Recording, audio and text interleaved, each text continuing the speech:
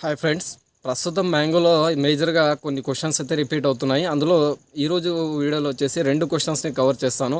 ఒకటి వాటర్ గురించి చాలామంది డీటెయిల్స్ అడుగుతున్నారు. వాటర్ ఇవ్వచ్చా లేదా, ఎప్పుడు ఇవ్వాలి అనేసి. రెండోది బ్లాక్ త్రిప్స్ గురించి కూడా కొంతమంది డౌట్స్ అనేవి రైజ్ చేస్తున్నారు.